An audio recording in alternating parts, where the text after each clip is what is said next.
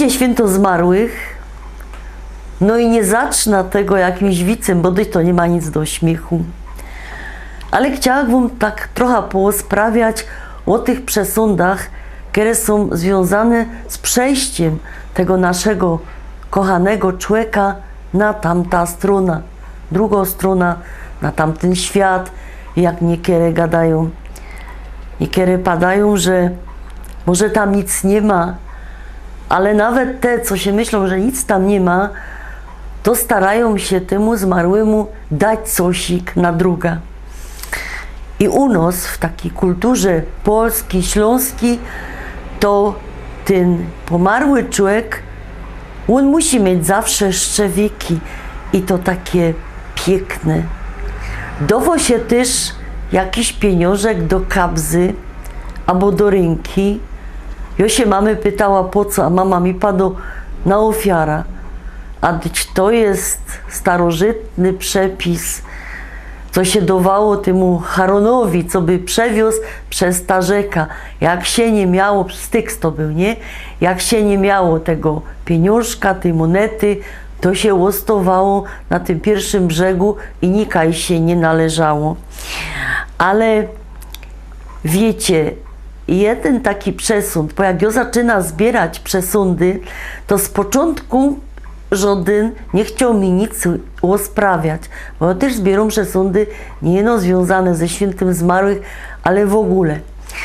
No i kiedyś jakoś moja kamratka tamka ją robiła się przełamała i mi opowiedziała coś, co jest richtig dziwne.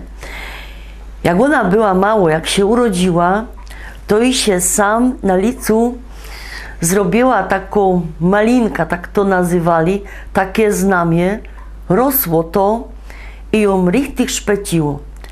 Że to był 45 rok, bo ona jest starsza ode mnie, to i taka jedna sąsiadka poradziła, co ta malinka trzeba przetrzyć palcem nieboszczyka. I wiecie, to był taki obrządek, że jak to się dziążce zrobiło, czy w ogóle dorosłej osobie, ale jakieś tam znamiona, kurzajki, to musiała być baba, nieboszczyk. Im starszo, tym lepiej. A jak syneczek, albo już dorosły człowiek, bo dorosłe też mają znamiona, to miał być stary człowiek, chłop. A im starszy był ten nieboszczyk, to tym lepiej. I ona mi padała, że jej mamulka przez 3 dni, póki tej kobiety nie pochowali, chodziła piechty poranoście kilometrów.